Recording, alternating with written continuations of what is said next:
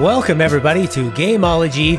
Officially, this is Gameology episode 50, although this will be our 53rd episode. I'm one of your co-hosts, Matthew Falva, and I'm joined by... Attila Gabriel Brzezinski. All right, this episode, we're talking about experience and leveling. This used to be something that you only had to worry about in games called RPGs back when I first started gaming. Mario didn't level up. He stayed the same. But now it appears to be something that is so ubiquitous, and nearly every single game has some kind of progression system, some experience system. It's a great tool for keeping engagement. We saw Modern Warfare hit it off huge with introducing that to the multiplayer grind of what would normally be considered a real arcadey game. And seems like ever since then, it's become such a mainstream thing to put in basically every game. Attila, what are your general thoughts on experience and leveling? Yeah, so we already did an episode, if people are confused. We did an episode called Progression Systems. That was Gameology number 24. Yeah. And I don't want people to think that we're repeating the same topic. I want to talk a bit more about different ways that experience systems are integrated into games, like what the difference is between leveling or like character progression in a game, like Skyrim versus Zelda versus Modern Warfare, like what have you. These games all approach leveling and experience in a different way, and I want to look at these sort of like benefits and drawbacks of each. Okay. So, when I was thinking about this, I've been playing a lot of JRPGs this year, and it's such a nice carrot to have in front as you're going through a game. And I think for me, the biggest thing is there are a lot of different ways to approach it. And first off, you've got sort of like incremental increases. Mm-hmm. Is it interesting for you to just do something that gives you, say, 10% more damage? Or is it more interesting to have an entire new ability? And sort of keeping that balance, I think, is the way that you can keep it the most interesting. Yeah, there's definitely like a big difference between games that have like actual ability unlocks as characters level up versus stat boosts. Mm-hmm. Like those are the sort of two distinctions there.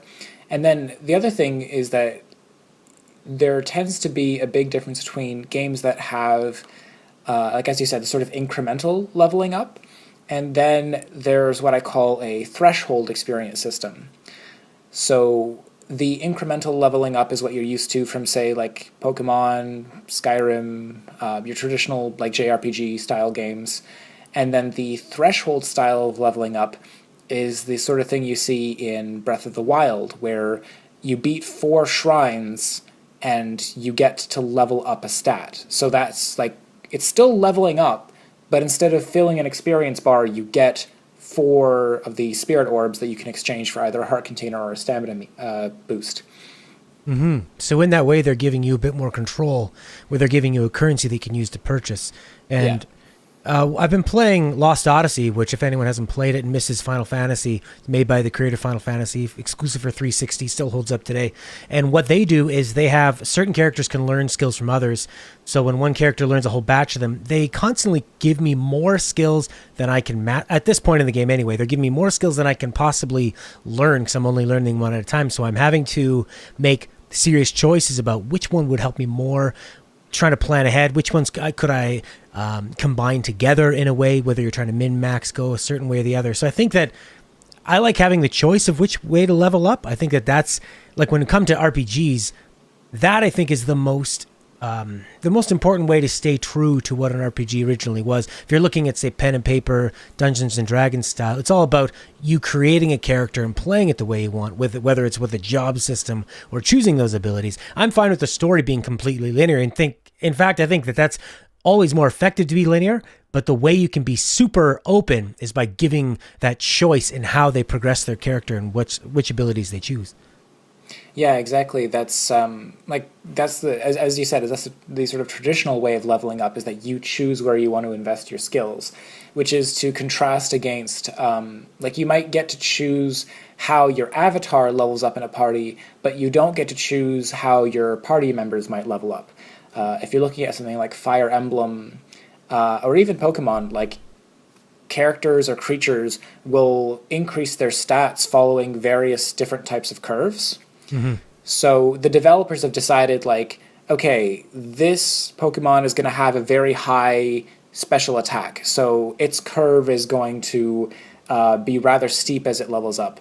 They might decide that this Fire Emblem character is going to have a lot of HP, so maybe... And then the rates of growth also change. Sometimes you have like a slow burn curve where it like starts kind of slow and then gets steeper and steeper. Or sometimes you might have something that grows really quickly where it sort of spikes upwards and then kind of tapers off towards the end. Mm-hmm. And, the different steepnesses, the different curve affect where the character's stat ends up when they are fully leveled. For instance, in the Fire Emblem series, which, forgive me, I've been playing a lot of recently, a character who is like a tanky knight character is going to have a very high defensive stat, but a very low magical resistance stat. They're meant to deal with physical threats, so their ending stat is going to end up much higher versus their stat for like magical resistance, which is going to end up much lower. So it's not like at max level you can expect this character to have all of their stats maxed out. It's just they're going to be as high as they can be for that character. Yeah, so that's a way of retaining the intent of the game designer's intention for that character. That's a way of keeping them, no matter how much you want to pump into them, they can keep them on a specific path. I think the biggest challenge for me is that a lot of times you play an RPG and some characters will be amazing in the beginning of the game. Mid-game, maybe they're not so great. Maybe they come back strong in the end. So I think that to me can be frustrating when I feel like no matter what I'm doing with this character, they just reach a point where they're not a strong mid-game or even final game character. And that I find kind of robs control away from the characters, away from the player. So I think that's a big challenge for game designers to be able to still give the player the control. Because you can play with whichever ones you like if it's that type of game, but if you feel like you're not using that optimal strategy and you're going to be losing each time, then you kind of will feel cordoned off into one avenue. Yeah, it's difficult in terms of like obviously, as the player, you're able to choose how to spend your skill points however you want and sort of move in whatever direction you want. And then you might just naturally like some characters better than others and you want to bring them with you. We talked a little bit about this in terms of like Mass Effect squad mates and that sort of thing. But just how about sorry to interrupt. How about AI leveling up? Like, yeah, we talked about that as well. Do you ever foresee where it's not fun to, for example, like Final Fantasy X, you have to swap in all your characters, make sure everybody gets involved so that they can share it. I love a game that just, look, everybody was there, they all saw what happened, they're all going to get experience. Do you see that as a game designer in a way where you want to, is it keeping the realism up? Video games kind of walk that line of, well, this is realistic, but this is actually more fun. It's probably more realistic for Mario to die if he falls in lava, but it's more fun if he takes a bit of damage and he rockets up into the air with a rocket boost. Yeah, it's the constant balance between what the core focus of the game is. If the game is meant to be a sort of more realistic narrative experience, I guess, if that makes sense, then you're probably going to see people like insisting that you cycle people in order to get experience. Yeah. If the game is more like gamey, for lack of a better term, if it's more like video gamey and relies less on realism, then people can get experience if they don't participate in a fight. This has been the long-held contention in Pokemon, where there's an item called the experience share, where that used to be a late game item that would share experience with one Pokemon that crucially was not involved in battle. Nowadays, it just gives experience to the whole party, regardless of whether or not they participated. It makes the game very easy, and the question is, does it make the game too easy? And if you turn it off, what's the benefit? Like, if you don't auto-level your whole party, you have to keep cycling people in and grinding. Is that actually more fun? Or is the Pokemon like core gameplay like where's the fun? Because if Pokemon can get you to the point in its meta gameplay where you're having the most fun, then cutting out the grinding is not a bad thing. Yeah. The question is, does having the XP share turned on make it too easy to level up your Pokemon, and therefore you're not having any challenge, and therefore you're not having any fun? Well, I think you would have the experience share on, but you would just increase the difficulty overall to assume that the player is now leveling up all the Pokemon at the same time, as opposed to having it a bit easier. But I think that once you start over leveling one Pokemon or one avatar, then if you get to a point where it's challenging, you're always going to go with that one Pokemon to get through. Exactly. Rather than make the tough choice of grinding it out. I think anytime you can remove grinding for grinding's sake is almost always going to be the best option. Yeah, and that's where the main advantage of what I call the threshold leveling up comes in. Because you can't, in Breath of the Wild, you can't grind for experience. There's a fixed number of shrines in the world, and you have to find them. You can't just stay in one place doing the same thing over and over again. And honestly, like, it seems like some early games expected you to do that. They expected you to grind to earn enough experience before you could get to a new place. I know the original Pokemon games were had a very heavy emphasis on grinding so you could get your Pokemon to a strong enough level. Now, just by playing the base game, it seems like you're over-leveled for most encounters, if you actually do make a point of fighting every trainer.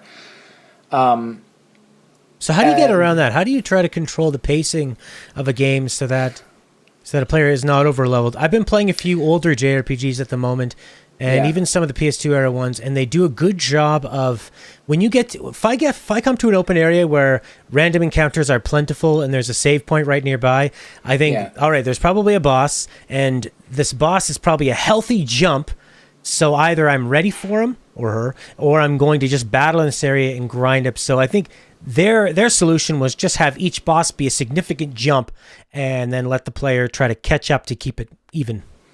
Right. I feel like there's sort of two main solutions you have. Either in one case, if you have a really perfectly structured leveling curve, if you've ever played Paper Mario on the N64, that game has a almost flawless leveling curve.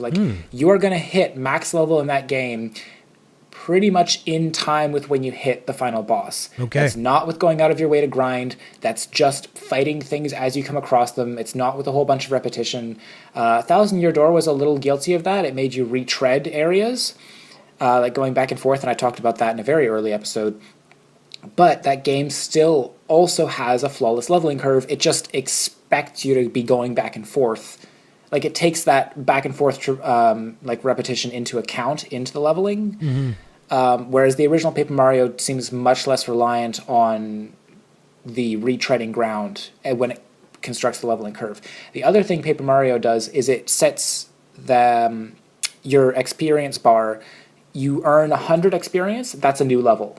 And you can increase one of 3 core combat abilities. Your health, your ability to use special abilities, like special attacks and such, and then your ability to equip basically items, the things that augment your strengths. They're called badges in the game. So those are your 3 things that you can choose between each level. And by the time you reach max level, you'll probably have maxed one, maybe at least one, probably 2, and maybe not the 3rd stat. Or if you really go even keel on all of them, you might not max any single one of them, but you'll get them all really high. So they took away that limit in Paper Mario Thousand Year Door. There's no highest level. There's no level cap, as it were. But the way that the game structures it is that since you only need 100 experience to level up, when you go back and fight enemies that you've defeated before, they're worth less experience. So whereas fighting a couple Goombas might have been worth 3 experience apiece when you first fight them, later in the game you'll come back and find that each Goomba is only worth 1 experience. Right. And then later in the game still, you'll defeat an entire team worth of Goombas, maybe 3 or 4 of them, and get 1 experience for finishing the encounter. Okay. And that's at a point where you shouldn't really be fighting Goombas anymore. You're practically going out of your way to fight those low-level enemies at that point. Yeah, that makes perfect sense. And that is a way that they can gate and the way that they control it. I think I like having. I'm not the kind of player that finishes an RPG and messes around with post game, but I do appreciate games. They did this in the Final Fantasy 13. Most Final Fantasies and most JRPGs have it, where once you're done the game, they have these secret enemies that are hidden about, and I think that's perfect for some players. Love leveling up, grinding. If you give them a level system with a lot of holes to fill, they won't stop until they've filled it all. And that just becomes almost therapeutic. And I think that if that's your play style, it's not mine, but it's nice to have that. So I think capping it is just, you're stopping it needlessly. Like, is it wrong? Is it wrong to want to control the game so much that you're like, I don't want my players to be able to get this high? Or even still, like, fine, they beat the game, then you uncap the top. But it's there. Some people have already fallen in love with the characters. They want to just hang out in your world. So I don't think that's a bad thing at all, to just let them keep going and level up to infinity if they like. Well, that's why they took the cap off in Thousand Year Door. What I think is another interesting approach is the way Dark Souls does it, because, of course, Dark Souls does so many interesting things. They have what's called a soft cap in the game. So you'll reach a certain level when you're boosting a certain skill. Say, like, your vitality, which influences your, like, overall health, and a couple other, like, sub-factors, I think. I've watched a lot of Dark Souls play. I haven't actually played it myself. So, okay. If I'm using the wrong word, please forgive me. But the point is, the way that the soft cap works is that when I was describing those different shaped curves before,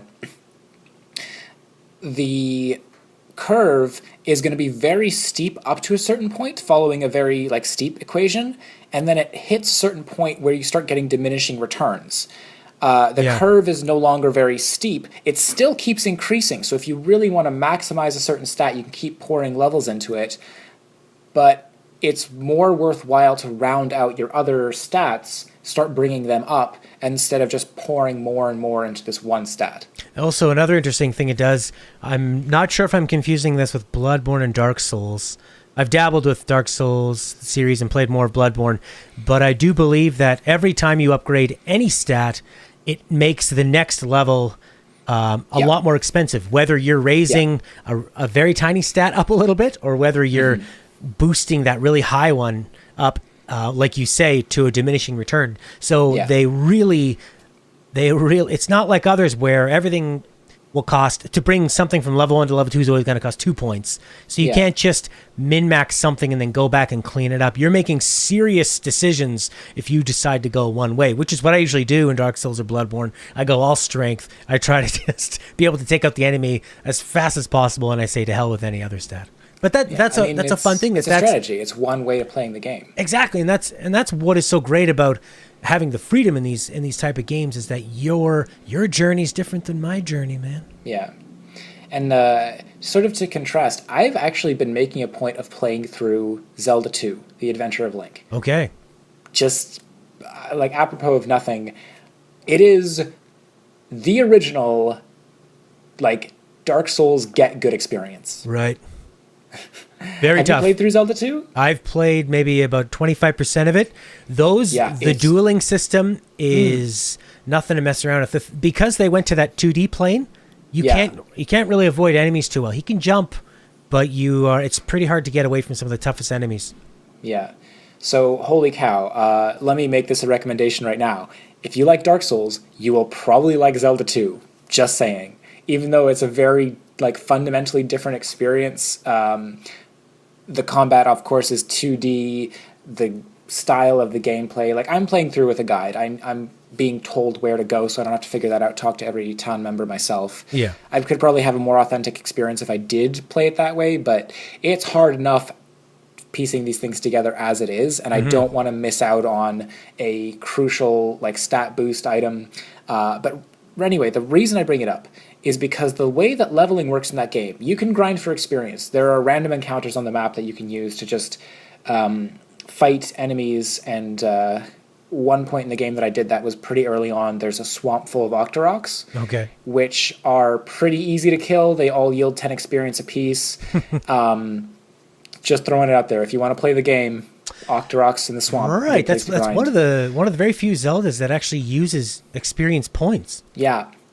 Yeah, and the way it does it, as far as I can think, aside from Breath of the Wild, which has a different style of leveling up, but it's not experience points exactly. So, right, when you level up, when you hit 100 experience, your health goes up. And that's it. You don't have a choice. then the bar goes to 200, you fill that up, then your magic goes up. Right. Then the bar goes to like 300, and then your health goes up again. And it goes like back and forth. Like the game is choosing which stat will go up when you level, and that's a very tightly controlled system.